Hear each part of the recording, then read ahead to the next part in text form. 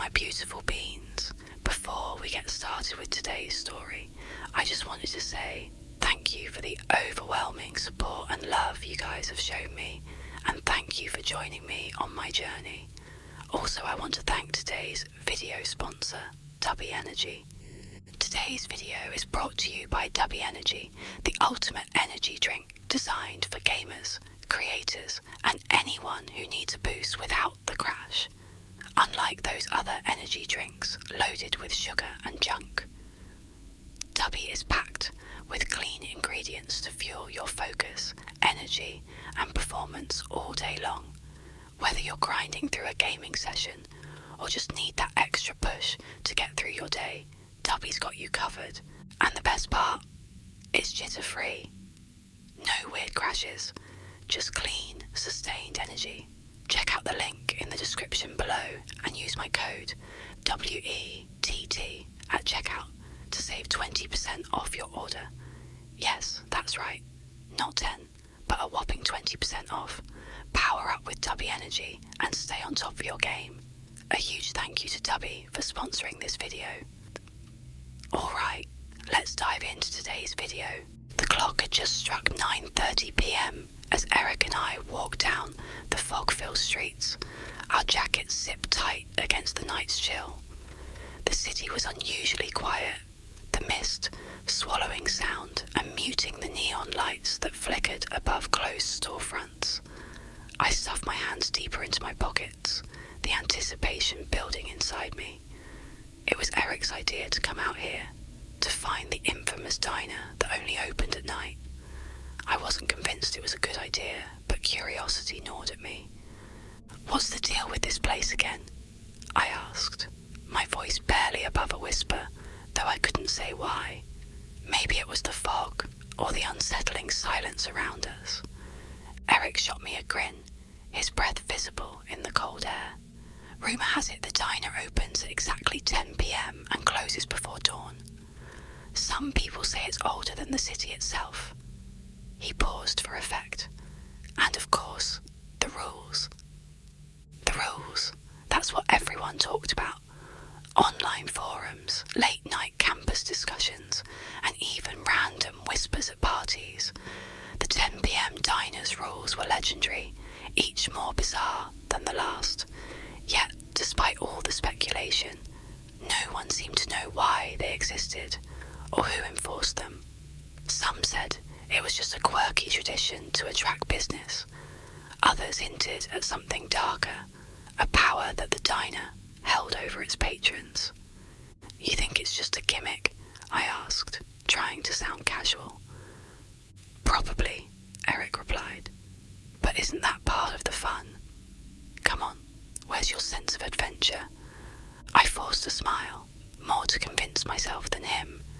The idea of the rules didn't sit right with me. But then again, how weird could a diner really be? We turned a corner and the building came into view.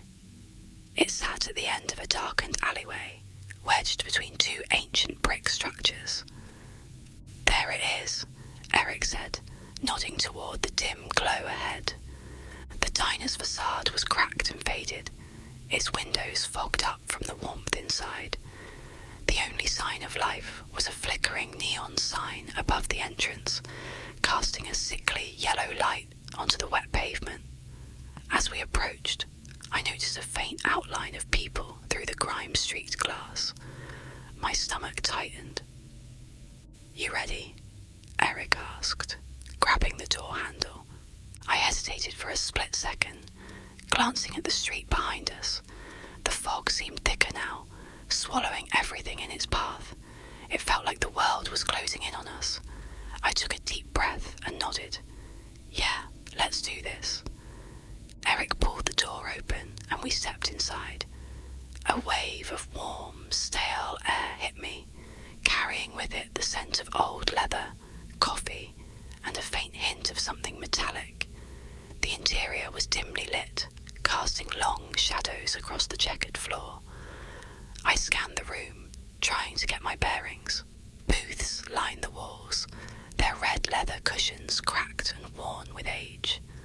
A long counter stretched out on the opposite side, tables with torn fabric tops lined up neatly. There were a few customers scattered around, a man sitting by himself, staring at the window, an elderly couple whispering over their cups, and a lone woman with her back to us, spooning sugar into her drink in a slow, methodical manner. But what struck me the most was how still everything seemed.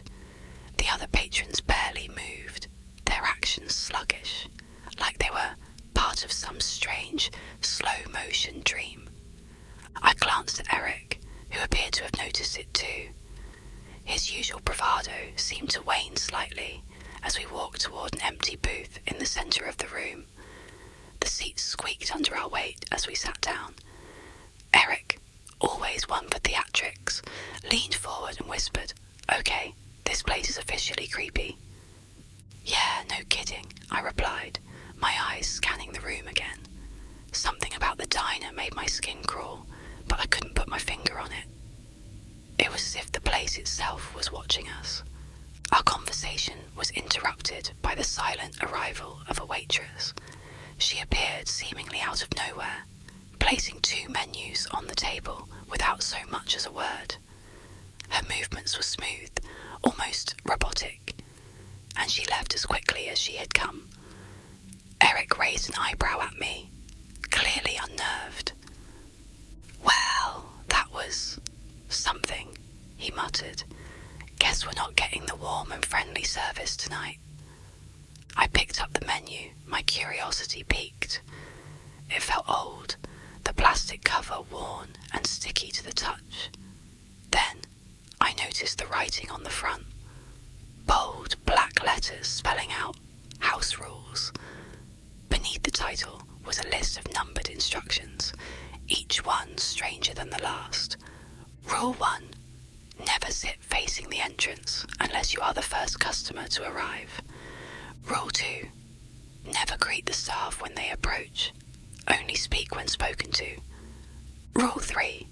If a stranger joins your table uninvited, offer them a sip of your drink, then excuse yourself to the restroom. Return only when the diner clock chimes. Rule 4.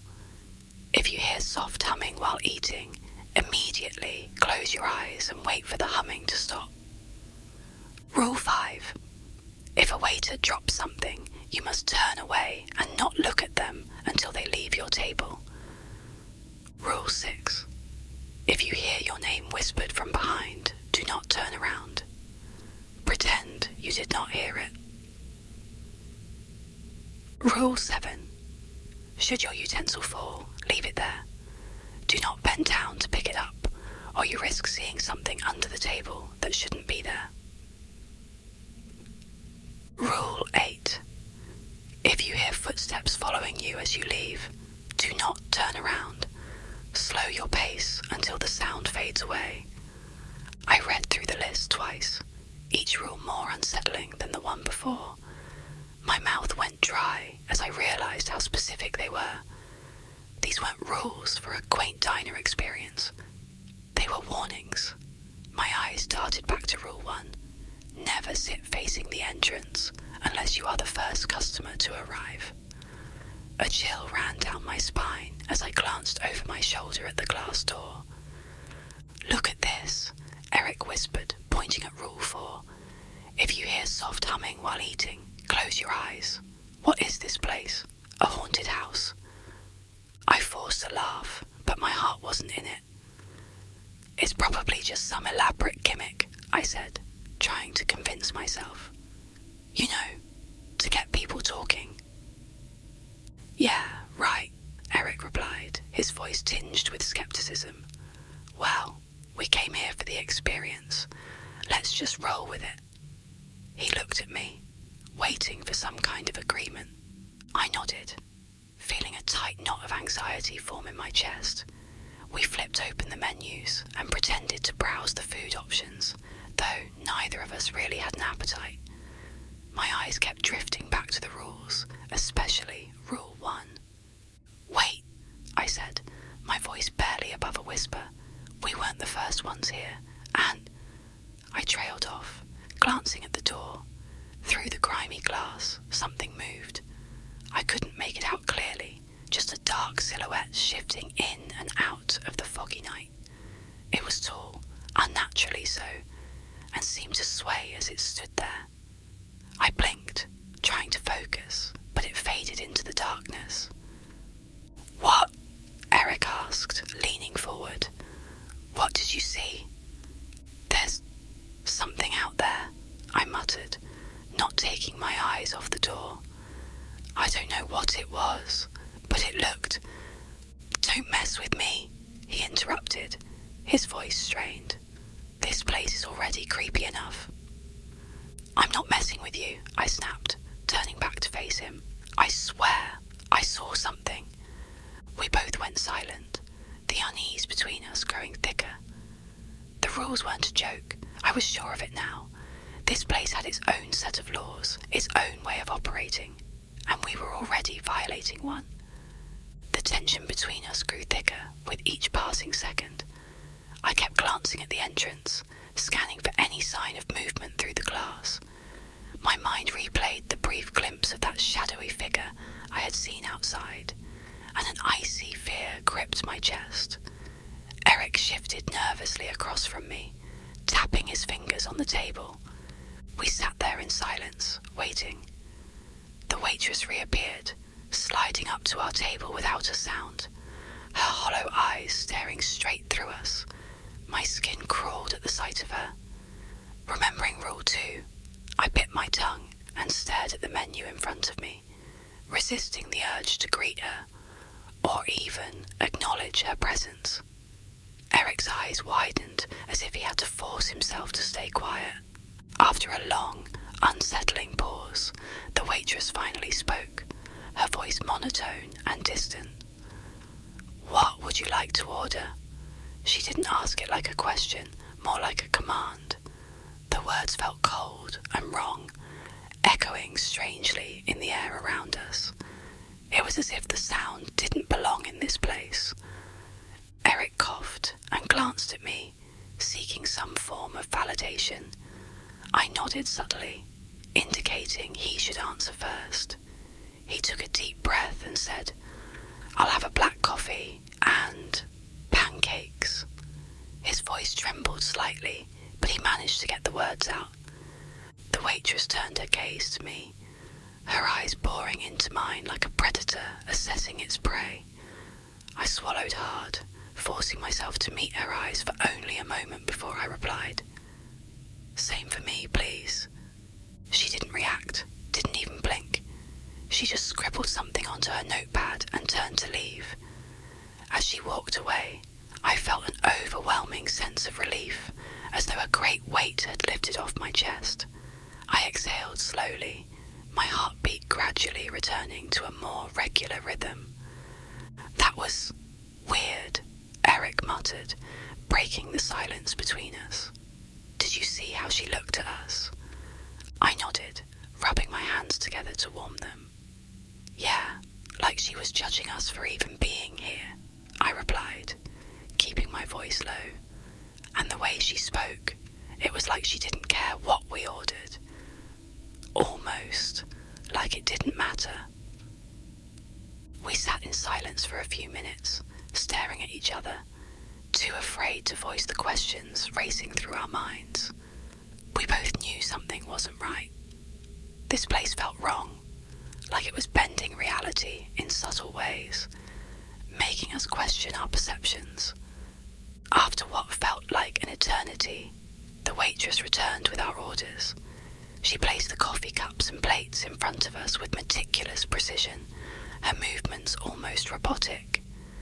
"Enjoy your meal," she intoned, before turning on her heel and drifting back to the shadows. "Did you hear that?" Eric whispered, leaning closer to me. She said, "Enjoy your meal." It's like she was forcing herself to say it. I nodded, my eyes locked on the steaming cup of coffee in front of me. I had an overwhelming urge to down the coffee and leave, to get as far away from this diner as possible. But something inside me, perhaps morbid curiosity, kept me rooted in my seat.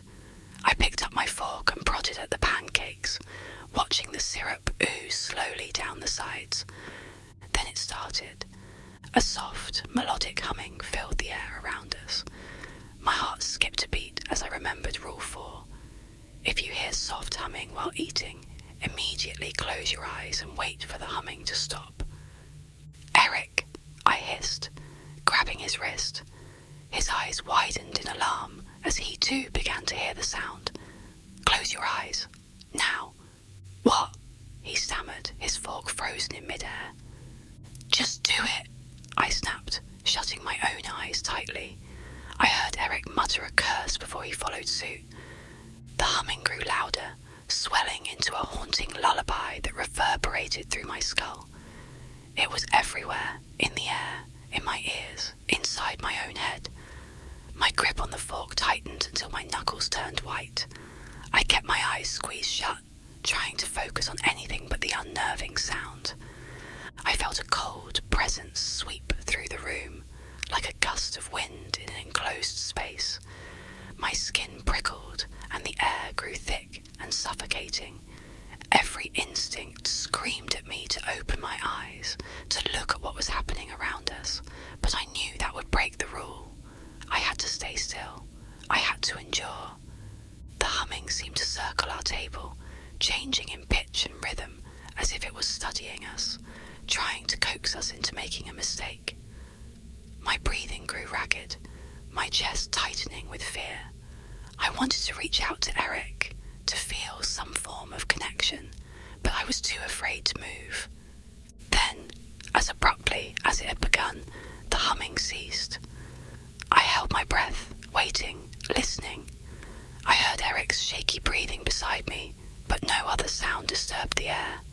"It's over," he whispered, his voice barely audible. "I think we can open our eyes now." I hesitated, then slowly cracked my eyes open. The diner was exactly as it had been before, but it felt different, colder, darker. I glanced at Eric, who looked as pale as a ghost. His eyes were wide, darting around the room in a panic. "Did you feel that?" he asked, his voice trembling. "It was like something was right here." "Yeah," I replied, my mouth dry. I glanced at the other patrons, expecting to see them staring at us, judging us for our fear, but they all sat motionless, eating their meals as if nothing had happened.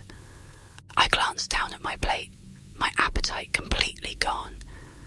The pancakes looked wrong somehow, greyer, like the colour had drained from them. I pushed the plate away, my stomach churning. "Let's get out of here," Eric muttered, his eyes darting nervously to the entrance. "I don't care about the rules anymore. I want to leave." I opened my mouth to agree when the waitress returned, appearing silently at the edge of our table. My heart nearly stopped. "Rule 2, I reminded myself. Don't speak unless spoken to." I clamped my mouth shut and waited, my heart pounding in my ears. "Would you like anything else?"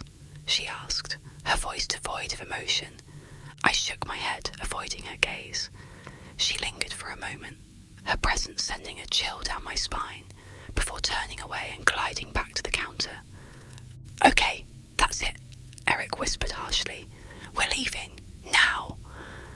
I nodded, feeling a lump form in my throat. As we prepared to stand up, I glanced at the menu again, my eyes catching the list of rules. Rule 8 loomed in my mind like a warning. If you hear footsteps following you as you leave, do not turn around. Slow your pace until the sound fades away. We weren't done yet. The worst was yet to come. Eric stood up abruptly, his chair scraping loudly against the floor, cutting through the oppressive silence that hung in the diner. A sense of dread washed over me. There was a nagging feeling that we were far from done with this place. Eric reached for his wallet, tossing a few bills onto the table. "Let's just go," he muttered under his breath, his eyes wide and darting toward the entrance. He wanted out, and so did I. We started walking toward the door, the air around us seeming to thicken with every step. soft clinking of cutlery and hushed murmurs of the other patrons filled the space, but my senses were hyper-focused on our escape. Then, just as we were a few feet from the door, I heard it, the distinct scrape of a chair behind us. My heart dropped. Someone had joined our table. I glanced at Eric, whose face had gone ghostly white. "Oh no," he whispered, barely audible over the diner's eerie ambience. "Rule 3. Slowly I turned back to look. There, sitting in my seat, was a tall, lanky figure. The man wore an old-fashioned suit, the kind you'd see in pictures from decades past. His head was bent forward, his hair hanging over his face like a dark curtain, obscuring his features. A wave of cold swept over me. The atmosphere around him felt wrong, as if he didn't belong in this world. "We have to follow the rule," I hissed at Eric, trying to keep my voice steady. "Get back to the table, now."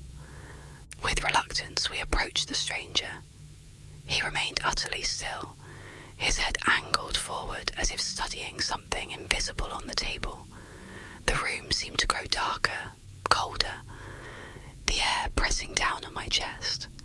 My palms were slick with sweat, and I could feel my pulse pounding in my throat. I grabbed my cup of coffee, my hand trembling, and placed it in front of the stranger. "Here," I managed to say, my voice barely a whisper. "Have a sip." His hand moved in slow, deliberate motions as he reached for the cup. His fingers were unnaturally long and thin, with skin that seemed almost translucent. He lifted the cup to his lips, taking a slow, deliberate sip. A chill crawled up my spine, and I fought the urge to look away. "Restroom," I croaked, nudging Eric. "We need to go." Eric nodded, his eyes locked on the stranger. We backed away from the table, careful not to break eye contact until we reached the restroom door. The moment we were inside, we both exhaled, as though we had just come up for air after being submerged in dark water. "What the hell was that?" Eric rasped, clutching the edge of the sink. "Who was that guy?" "I don't know," I replied, my voice shaky, but we had to follow the rule. Now we wait until the clock chimes. Seconds felt like minutes as we stood there, listening to our own ragged breaths echoing in the tiny room. My mind raced, trying to process what had just happened. The air was stifling, pressing down on us, as if the diner itself was alive, watching our every move. Then, the cafe clock outside began to chime. 1, 2, 3 chimes. We exchanged a glance, swallowing the lump of fear lodged in our throats. It was time to return.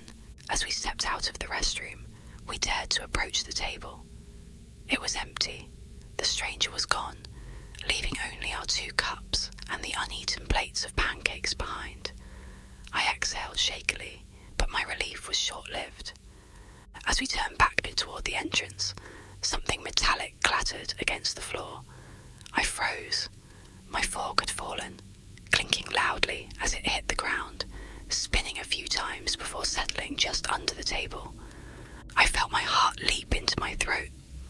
Rule 7. Should your utensil fall, leave it there. Do not bend down to pick it up, or you risk seeing something under the table that shouldn't be there. "Leave it," I whispered urgently to Eric, who was staring wide-eyed at the fork. "Don't look under the table." He nodded, but his eyes were wide with fear. I could feel the tension radiating off him, his body rigid and tense. We were both aware of what Rule 7 warned us about, and yet the urge to look was almost unbearable, like an itch in the back of my mind that I couldn't scratch. Then we heard it. A soft, muffled sound coming from beneath the table. My blood ran cold. It was the faint, heart-wrenching sobs of a child, crying softly in the darkness beneath us. My stomach twisted violently, and I had to grip the edge of the table to keep from collapsing. "Don't listen," I muttered through clenched teeth, my eyes fixed on a point far away. It's not real, just focus. The crying grew louder, more desperate, echoing in the small space of the diner. It was the kind of sound that clawed at your heart, demanding your attention. Tears welled up in my eyes, not from sadness, but from sheer terror. I squeezed my eyes shut, trying to drown out the noise. But the cries persisted, coming in waves of anguish and despair, each one stronger than the last. Eric shifted uncomfortably beside me. It's just a trick, he whispered, more to himself than to me. We can't look. We can't. The cries turned into words, garbled and barely recognizable, but unmistakably pleading. Please help me. The voice tugged at the deepest recesses of my sympathy, igniting an instinct to look, to bend down and see who or what was under there. I clenched my fists so tightly that my nails dug into my palms. It's not real, I repeated, my voice trembling. It's just trying to make us look. The crying continued, now mixed with small shuffling sounds, like tiny feet dragging across the floor. My skin crawled, every nerve screaming for me to glance down and see what was beneath the table. I felt like I was losing my grip on reality. The line between what was real and what wasn't blurring under the pressure of the noise. Then, a tiny hand wrapped around the leg of my chair. I stiffened, my muscles locking up in paralyzing fear. It gripped tightly, almost urgently, as though begging me to help. My heart raced so fast, I thought it might burst, my breath coming out in short, panicked gasps. Don't look, I hissed to Eric, fighting the urge to jump up and run. It's not real. The grip on my chair tightened, and the crying turned into a pitiful wail. My eyes burned from the effort of not looking down, of not acknowledging the nightmare unfolding beneath us. I could feel my sanity teetering on the edge, about to break. And then, as abruptly as it had started, it stopped. The hand released its grip, the crying faded into silence, and the air around us returned to its suffocating stillness. I dared to glance at Eric, who was pale and shaking, his eyes wide and haunted. Did you see that? He croaked, his voice barely above a whisper. I nodded, swallowing hard. Yeah, but we didn't look under the table. We followed the rule. He exhaled shakily, his hands still gripping the edge of the table. Let's get out of here, he muttered, his voice strained. I can't take this anymore. Agreed, I replied, feeling a wave of nausea wash over me. We stood up slowly, careful not to glance under the table as we backed away. I couldn't help but notice that the rest of the diner continued on as if nothing had happened. The patrons still eating, the waitress still standing behind the counter with her hollow stare. We started toward the exit, moving cautiously. As we reached the door, I heard it, a faint, distant whisper of footsteps following us. My body tensed, remembering Rule 8. If you hear footsteps following you as you leave, do not turn around. Slow your pace until the sound fades away. Don't turn around, I warned Eric, my voice strained. Just walk slowly. We moved forward, each step heavy with fear as the footsteps echoed behind us. I fought every instinct to look back, to see what was trailing us, but I knew if we did, we'd break the rule, and whatever awaited us on the other side of that broken rule would be far worse than anything we had encountered so far. The door was just a few feet away. My hand reached out, grasping the cold handle, and I pushed it open. The footsteps stopped as we crossed the threshold into the foggy night. I turned to Eric, both of us breathing heavily, our faces pale and drawn. Let's go, I muttered, my voice barely holding together. And never come back. We hurried down the street, diner's oppressive aura fading behind us. Neither of us spoke, too afraid of what we might say, of what might still be lingering in the air around us. As we rounded the corner, I chanced a final glance back. The diner stood silent, its dim neon sign flickering in the fog. For a moment, I thought I saw a shadow at the window, staring out, watching us. I looked away and quickened my pace. Whatever had happened